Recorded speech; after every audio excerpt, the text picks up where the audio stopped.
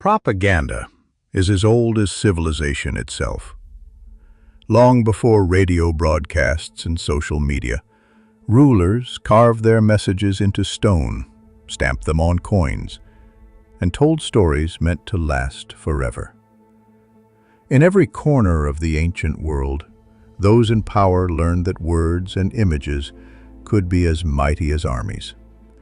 And that's what today's historical history documentary is all about. Good old propaganda. We're going to cover ancient examples, leading all the way up to the propaganda entering your kids' brains these days, through them confungled Instas, X's, and Tic-Tacs?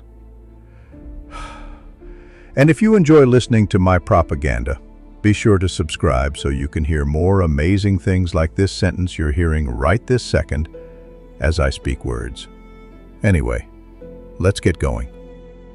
In ancient Egypt, pharaohs weren't just kings. They were gods. Or so the monuments proclaimed.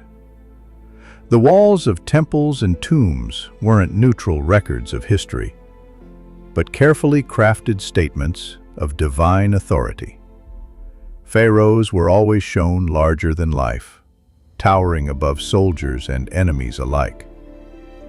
To see a king carved in stone was to be reminded of his eternal, almost supernatural power.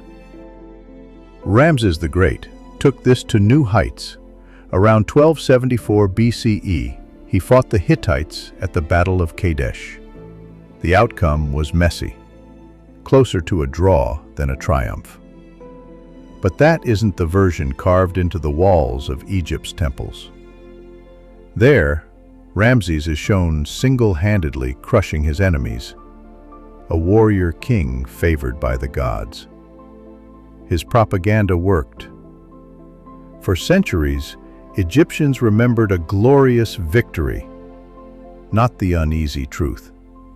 The Romans would later perfect propaganda on an even grander scale. Their empire stretched across 3 continents, and with it spread the face and message of the emperor.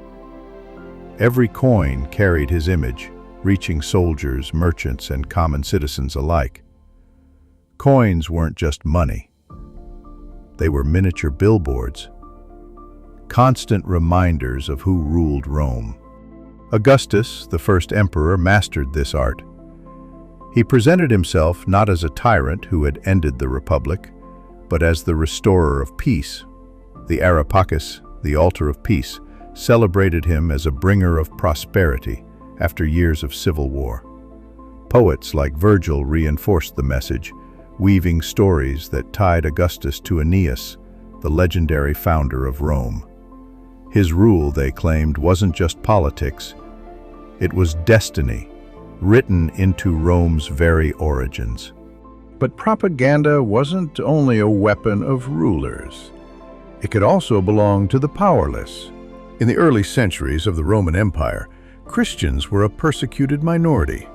Without armies or monuments, they relied on symbols, the fish, the cross, signs that could be drawn discreetly yet carried deep meaning. Equally powerful were the stories of martyrs. Accounts of men and women executed for their faith spread across the empire. Instead of deterring converts, these stories turned victims into heroes and persecution into proof of truth. Every public execution meant another tale of courage that inspired more followers. By the time Emperor Constantine embraced Christianity in the 4th century, the once persecuted faith had become a force. The very cross that had symbolized suffering was transformed into a banner of victory, painted on shields and raised on standards in war. A religion that began with whispers in the shadows had learned to use propaganda to conquer an empire. Even in the ancient world, propaganda wasn't just about power. It was about shaping memory, rewriting truth, and deciding what story future generations would inherit.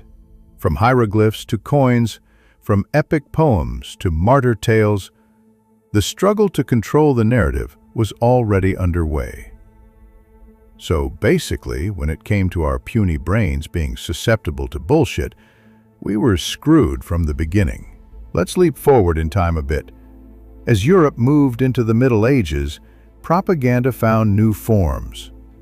Religion, royalty, and rebellion all used symbols, stories, and spectacle to shape belief and bend loyalty. In a world where few could read, imagery, ritual, and performance carried extraordinary power. The Crusades offer some of the clearest examples. In 1095, Pope Urban II called for Christians to reclaim the Holy Land. His speeches promised salvation to those who fought, an irresistible message for peasants and nobles alike. Because nothing screams Christianity like violence? The image of the cross was transformed into a rallying emblem, stitched onto tunics and painted on banners. Preachers carried the message across Europe, stirring crowds with stories of divine mission and eternal reward. The Crusades were not only military campaigns, they were propaganda campaigns driven by faith and the promise of glory. As centuries passed, kings and queens became masters of spectacle. Monarchs understood that power was not just enforced, it had to be displayed. In England, Elizabeth I carefully curated her image as the Virgin Queen, cloaked in symbolism that tied her purity to the fate of the nation itself. Portraits depicted her not as a woman of flesh and blood, but as an eternal icon, youthful, powerful, untouchable. Every public procession, every carefully staged appearance reinforced the message that Elizabeth was England personified. In France, Louis XIV, the Sun King, raised royal propaganda to unprecedented heights. His palace at Versailles wasn't merely a residence, it was a stage set, a world of mirrors and gardens designed to dazzle visitors and remind them of his absolute authority. Every detail, from architecture to court rituals, broadcast a message. The king was the center of the universe, and all light radiated from him. But the greatest revolution in propaganda came not from palaces or churches, but from the printing press. In the 15th century, Johannes Gutenberg's invention made possible the mass production of pamphlets, tracts, and books. For the first time, propaganda could spread faster than armies.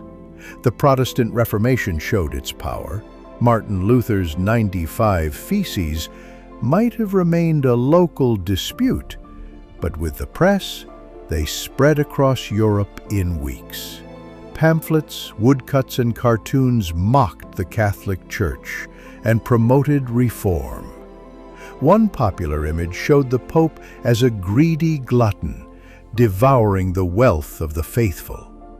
In response, Catholic authorities launched their own campaigns, defending tradition and denouncing Luther as a heretic.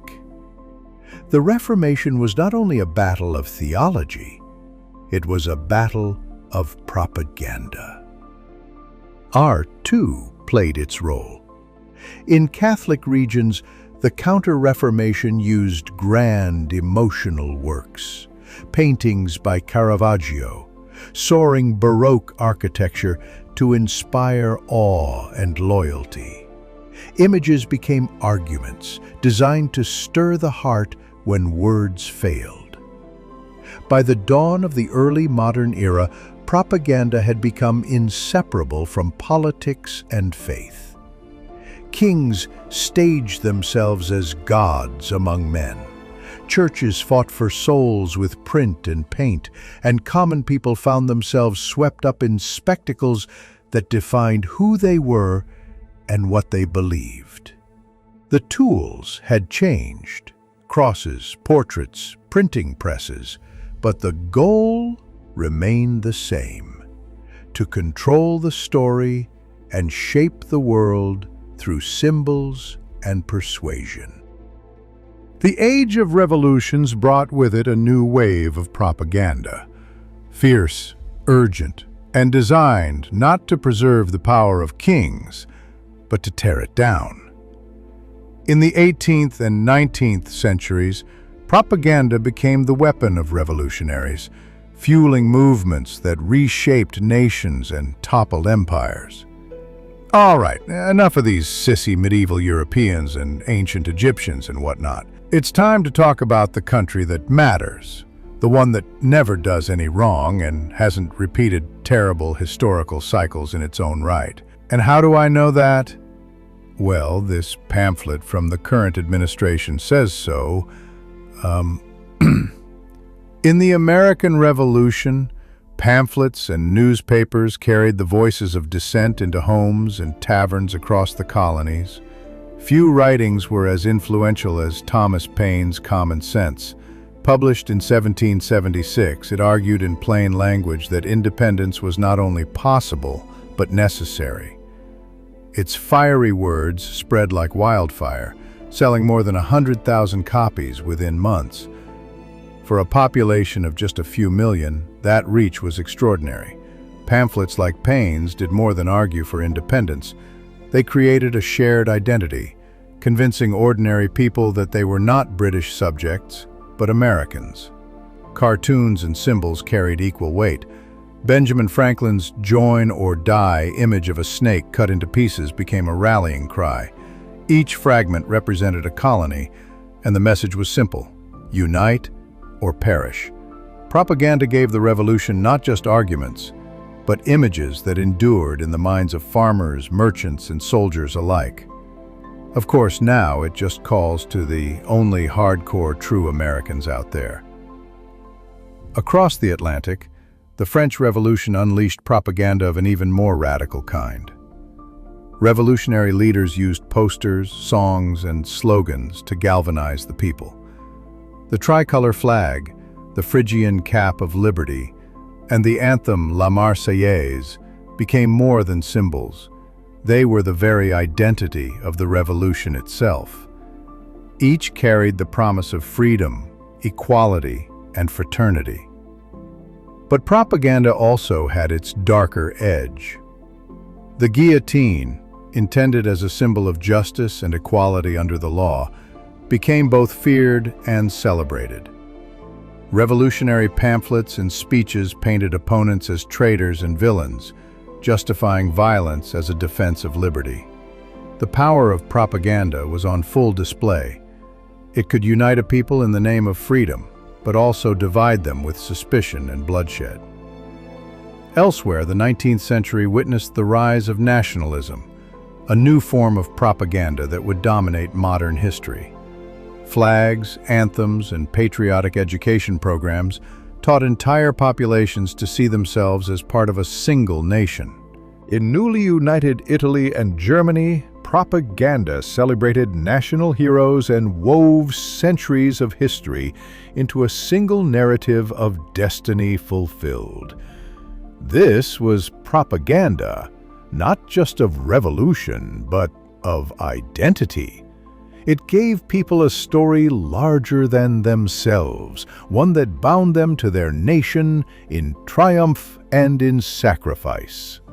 The revolutionary era proved that propaganda was no longer just the tool of rulers or churches. It had become the voice of the people, a force that could inspire revolutions, topple monarchies, and invent nations. Its methods, pamphlets, symbols, songs, may have seemed simple, but its impact was profound, reshaping the modern world. Man, this is pretty intense. The 20th century turned propaganda into a weapon on a scale the world had never seen before. With the rise of mass literacy, radio, cinema, and posters plastered on every wall, governments learned they could reach not just armies, but entire populations. The world wars were fought with bullets and bombs, but also with words, images, and carefully crafted lies. During the First World War, propaganda became a coordinated state effort.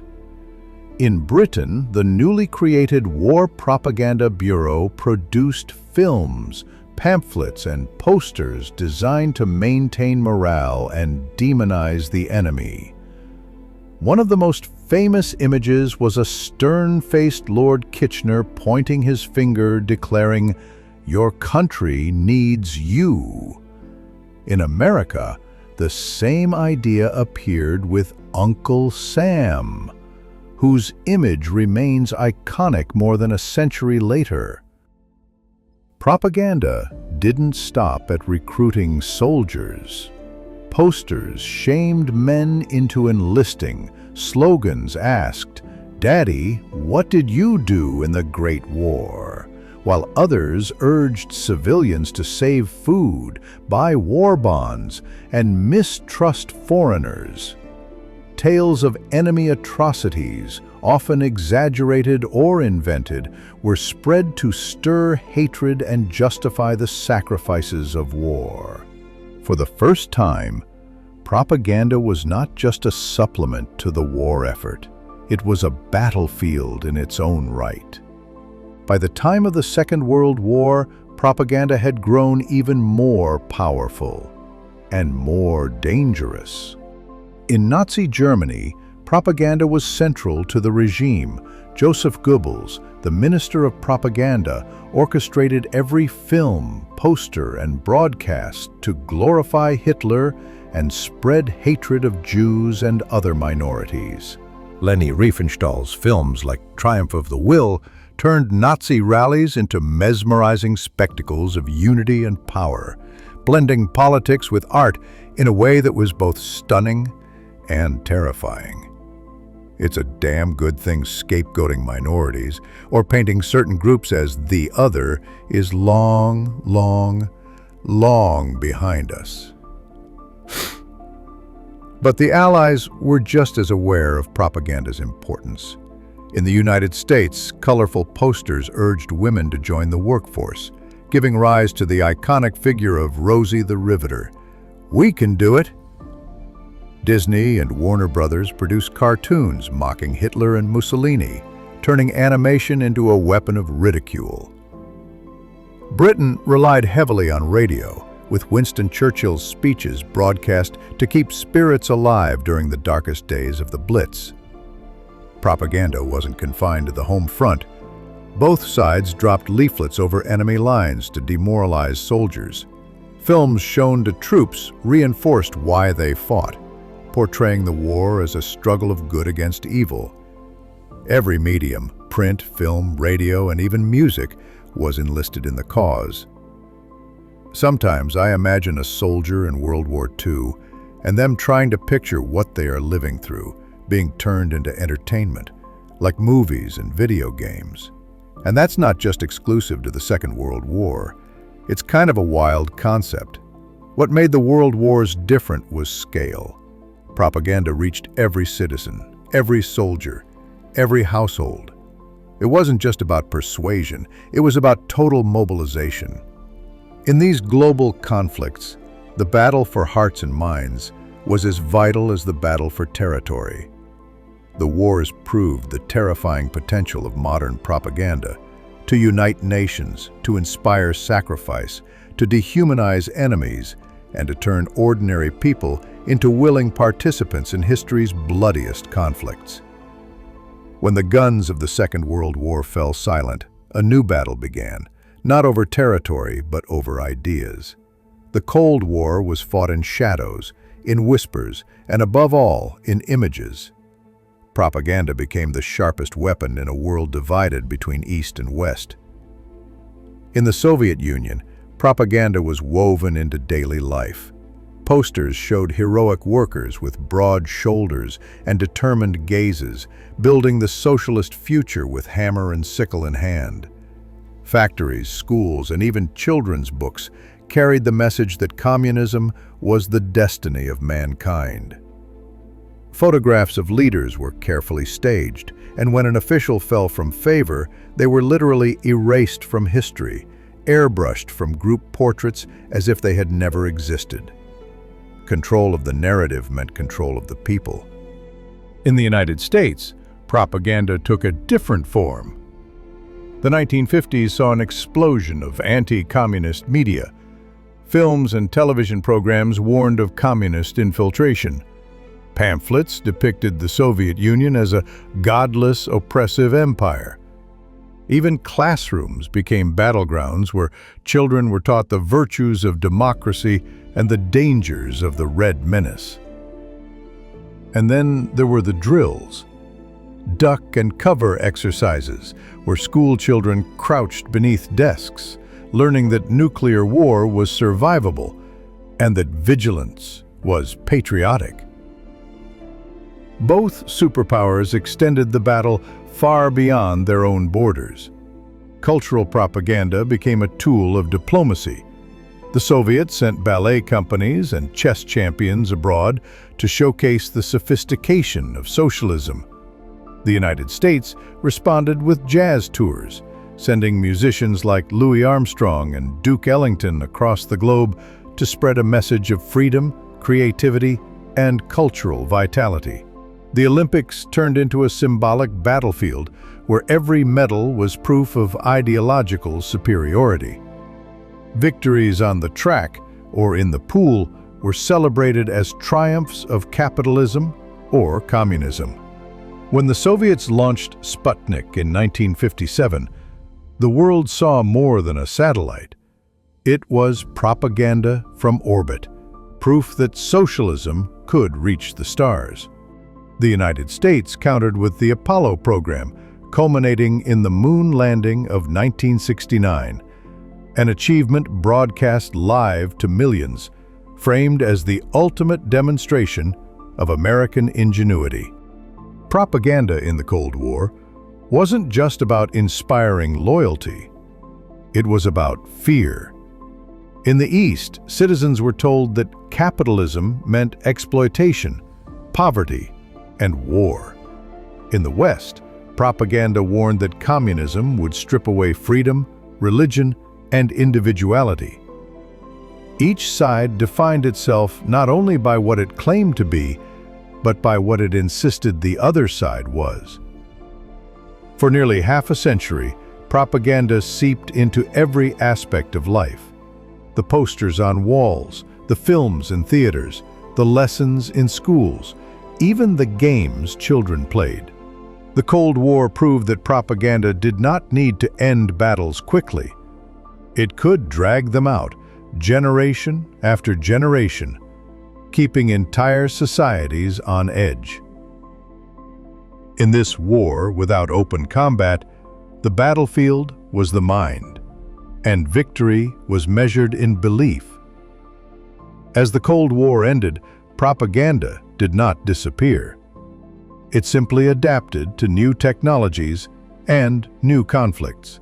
The 20th century closed with television shaping perception, and the 21st century opened with digital media transforming propaganda into something faster, subtler, and more pervasive than ever before. During the Vietnam War, propaganda reached into people's living rooms. For the first time, television broadcast the brutality of war directly into homes. Images of burning villages, wounded soldiers, and grieving civilians made it impossible to separate reality from perception. Both sides fought to control the story. The United States framed the war as a stand against communism, while the North Vietnamese portrayed it as a struggle for national liberation. But it was television that shaped opinion most powerfully.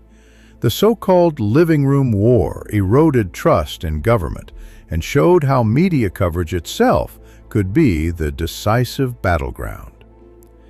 In the 1991 Gulf War, propaganda took on a new high-tech form. The U.S. military tightly controlled press access, ensuring that television audiences saw precision bombings and high-tech weaponry. The video game war Journalists embedded with troops became part of the spectacle, and victory was portrayed as clean, fast, and bloodless. The narrative was not just about defeating Iraq, but about showcasing American power in a new world order. By the early 2000s, propaganda entered the digital age.